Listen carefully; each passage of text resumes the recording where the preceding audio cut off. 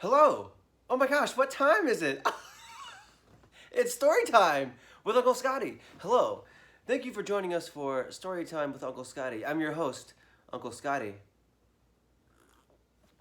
We got our own mugs. And I'm so excited that you are here today as we continue our reading of James and the Giant Peach by his name is Roald Dahl. Now, oh, my glasses. Oh my goodness. Also, I have some exciting things to do. I just need to slow down. Everything's slowing down. We got to slow down too, right? First off, thank you everyone for watching our first 3 episodes. A lot of great feedback. A couple notes that I've received from viewers like you at home. One viewer said, you should have did the pig and the fox book. But I like the book you picked anyway. Thank you. Thank you so much. Another viewer said, you should do a book like this with these pictures. It's kind of cool. I like it. Can you read us the caterpillar book next? So it sounds like people are really enjoying this. Just have some recommendations, some requests on what we're going to do next, which is great.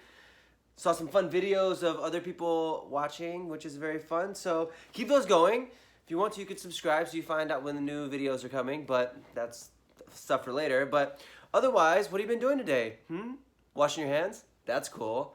I washed my hands like 45 million times. I just touched my face. I'm going to wash my hands later. I promise. Anyway, let's get down to business. Business being chapter 5 in James and the Giant Peach. Chapter 5. The next moment, James was running back towards the house as fast as he could go.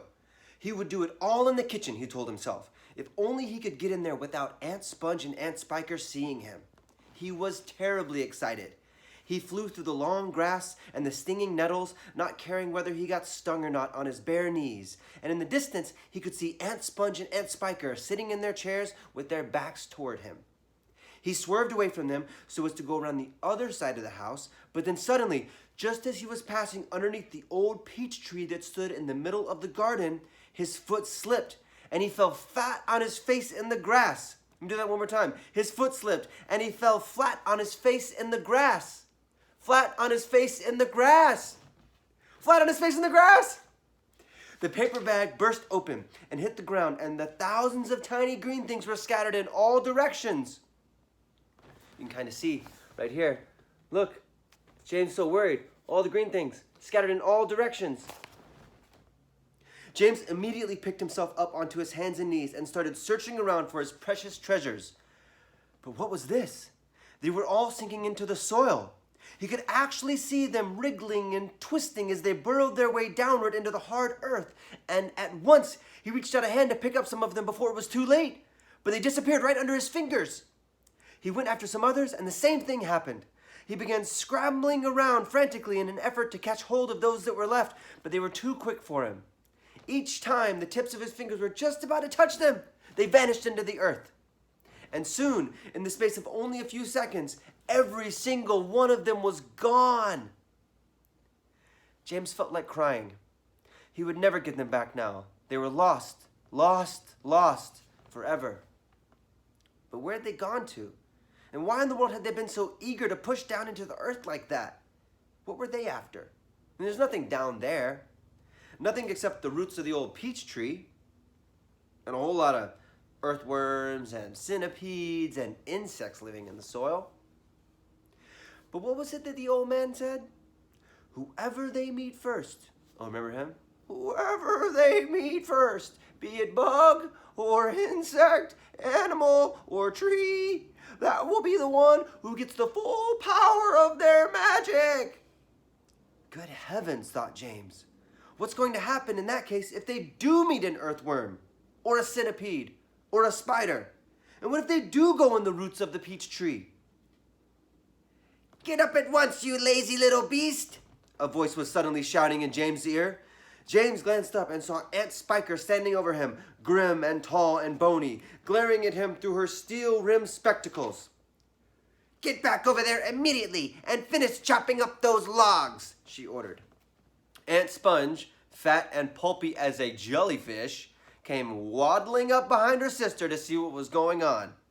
Why don't we just lower the boy down the well in a bucket and leave him there for the night? She suggested. That ought to teach him not to laze around like that the whole day long. That is very good wheeze, my dear Sponge. But let's make him finish chopping up the wood first. Be off with you at once, you hideous brat, and do some work. Slowly, sadly, poor James got up off the ground and went back to the woodpile. Oh, if only he hadn't slipped and fallen and dropped that precious bag. All hope of a happier life had gone completely now. Today and tomorrow and the next day and all the other days as well would be nothing but punishment and pain, unhappiness and despair. He picked up the chopper, the axe, and was just about to start chopping away again when he heard a shout behind him that made him stop and turn. Shall we see what happens? Let's do. Chapter 6. Sponge! Sponge! Come here at once and look at this! At what? It's a peach! Aunt Spiker was shouting. A what?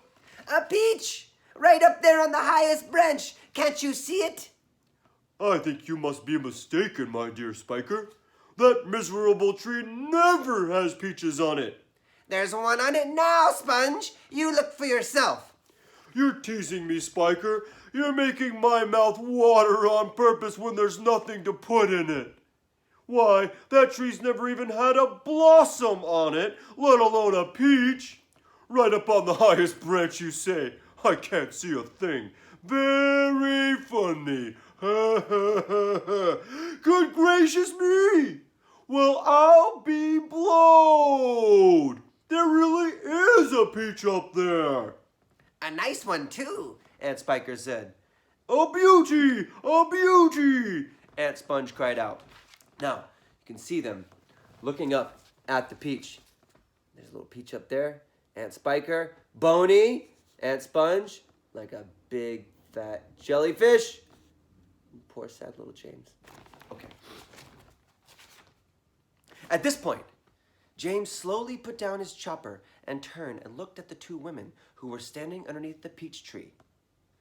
Something is about to happen, he told himself. Something peculiar is about to happen at any moment. He hadn't the faintest idea what it might be, but he could feel it in his bones that something was about to happen soon. He could feel it in the air around him, in the sudden stillness that had fallen upon the garden. James tiptoed a little closer to the tree. The ants were not talking now. They were just standing there, staring at the peach. There was not a sound anywhere, not even a breath of wind, and overhead the sun blazed down upon them out of a deep blue sky. It looks ripe to me, Aunt Spiker said, breaking the silence. Then why don't we eat it? Aunt Sponge suggested, licking her thick lips. We can have half each. Hey, you, James, come over here at once and climb this tree. James came running over. I want you to pick that peach up there on the highest branch, Aunt Sponge went on. Can you see it? Yes, Auntie Sponge, I can see it. And don't you dare eat any of it yourself. Your Aunt Spiker and I are going to have it between us right here and now. Half each. Get up with you. Up you go. James crossed over to the tree trunk. Stop! Aunt Spiker said quickly. Hold everything! She was staring up into the branches with her mouth wide open and her eyes bulging as though she had seen a ghost. Look, she said. Look, Sponge, look! What's the matter with you? Aunt Sponge demanded. It's growing, Aunt Spiker cried. It's getting bigger and bigger! What is? The peach, of course! You're joking! Well, look for yourself! But my dear Spiker, that's perfectly ridiculous. That's impossible. That's... Now, wait just a minute. No, this can't be right. No, yes. Great Scott! The thing really is growing. It's nearly twice as big already, Aunt Spiker shouted. It can't be true. It is true. It must be a miracle. Watch Watch it! Watch it! I am watching it. Great heavens alive! And Spiker yelled, I can actually see the thing bulging and swelling before my very eyes! And we'll find out what happens next in Chapter 7 of James and the Giant Peach. Thank you so much for watching Storytime with Uncle Scotty. I've been your host, Uncle Scotty. Don't forget to hydrate, always. We have our own mugs. Wash your hands multiple times a day. Washing hands is fun, isn't it? I think so. Keeps you clean. Keeps everyone else clean. Don't forget to wash your hands. And let me know what you think. Send over some thoughts, requests, anything else you want. Until then, bye.